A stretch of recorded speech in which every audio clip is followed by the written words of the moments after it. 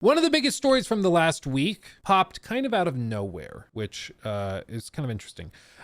This is reported by Insider Gaming. Following the gargantuan Insomniac leak that hit the company hard a couple months ago, content is still being pulled out that's revealing new in development and canceled products, projects, and concepts. Most recently, users stumbled upon a trailer for the canceled multiplayer game Spider-Man: The Great Web and promptly leaked it online.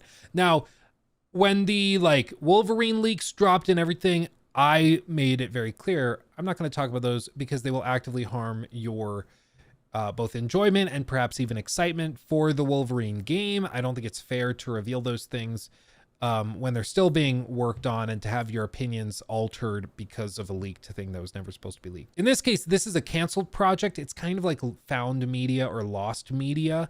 And maybe I should have a problem with this. I've not heard it described or heard an argument as to why we should pretend like canceled game footage doesn't exist.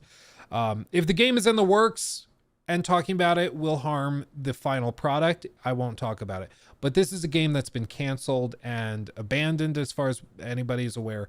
So as far as I'm concerned, it's kind of fair game to bring up. This was supposed to be a 5-person multiplayer game built on a live service foundation, but it was struck down by Sony, as revealed by the Insomniac leaks. In the leaked trailer for The Great Web, which looks incredibly polished, we get a glimpse at what the final product might have looked like.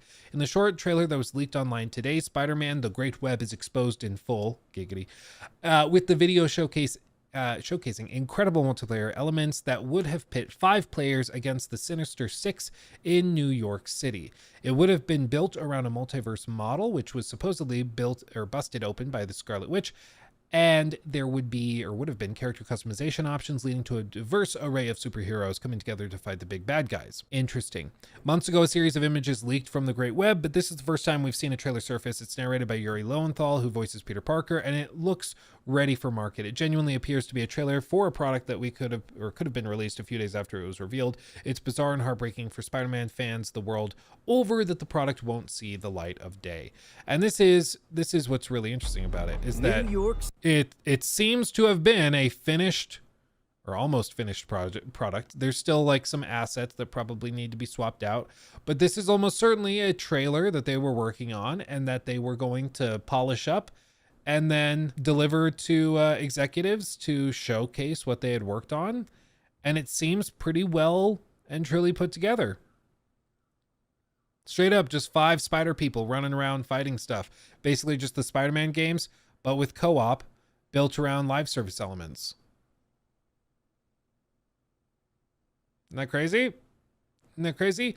Now, one of my questions, when I heard this and saw this, seeing how far along this appears to be, one of my questions was, is this potentially part of the reason why Spider-Man 2 cost so much freaking money?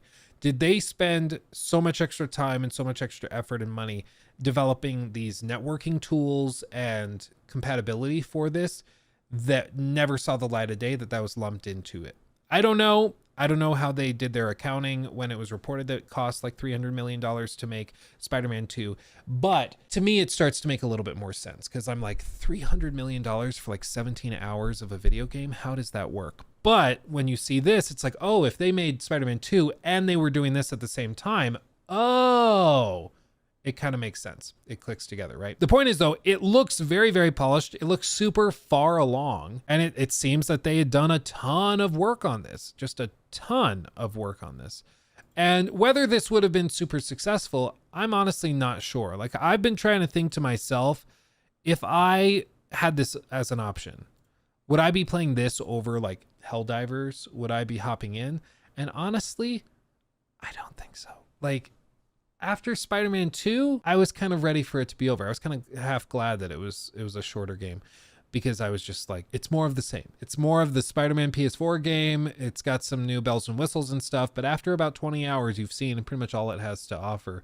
And maybe that's what they found when they were analyzing this and doing internal testing, is they were like, players are going to get Spider-Man 2 and then we're going to give them this and it's just going to burn them out on Spider-Man. Maybe Spider-Man fans out there just don't get burnt out. I don't know. But for me, like I was already starting to get a little bored of the Spider-Man combat and swinging around by the end of Spider-Man 2. And so I'm not sure if this was like, I don't know if this was going to do enough to really make it click. Maybe it could, but I don't know. I don't know. Yeah, Sly Ninja playtesters were probably playing with a face. Yeah, I Sony saw that and pulled the plug.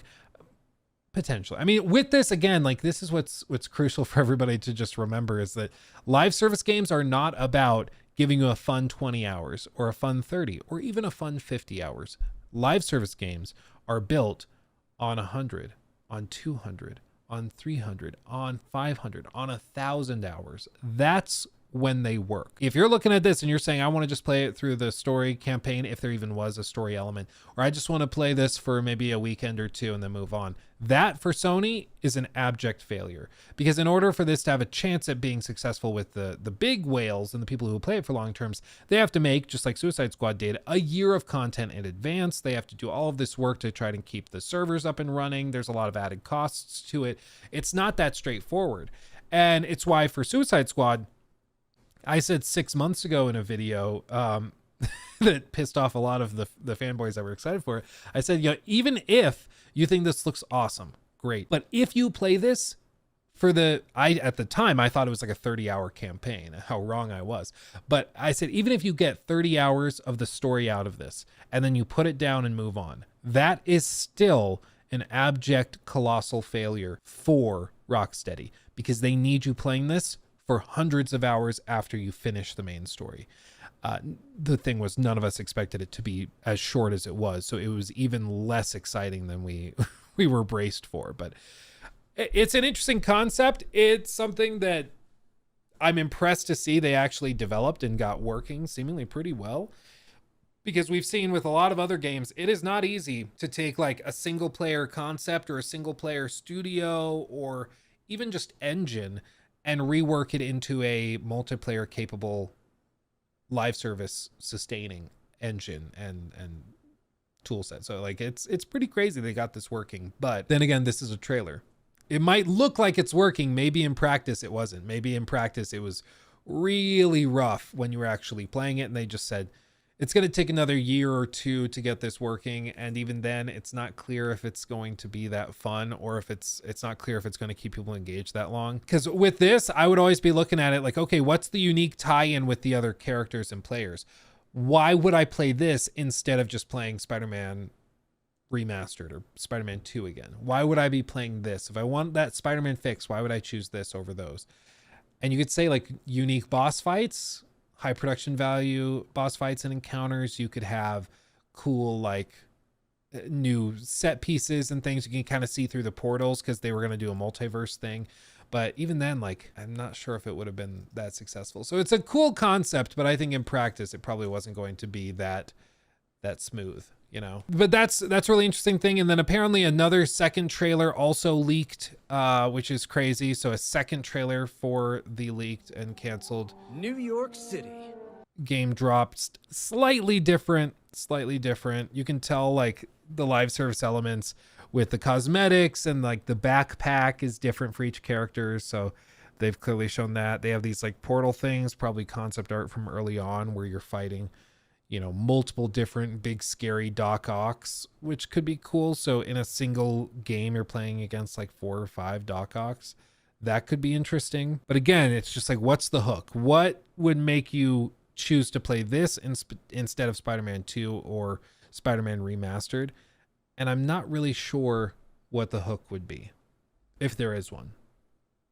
It's why I've always been like, maybe more understanding with cancellations than I feel a lot of other YouTubers and streamers are. The common thing is for us to all just freak out and start to like, no, they canceled it, bring it back, this is unacceptable. But the thing is, like, we also throw fits when we get live service games that should have been canceled a long time ago because the final product is just not there. It's not that fun, there's not much content, it's not that interesting, blah blah blah. And so in the cases when they actually do cancel it, I think often we need to just look at it and be like, there's probably a reason. Because here's the thing. Executives, as we all know, there's a few things you know in life for certain. Death, taxes, and that executives only really care about money. And if there was any chance that this was going to turn a profit, if there was a chance, if this could have even made a little bit of money, they would have greenlit it all the way through and released it. Because $100 million in revenue against a $150, $200 million cost is better than zero still. So the fact that they canceled it, what does that tell you? Oh, I forgot about more taxes. You're right. Yeah, death taxes, more taxes. And executives only care about money. So I am just of the mind that usually when there is a cancellation, it's probably because things really were not coming together, like really not coming together.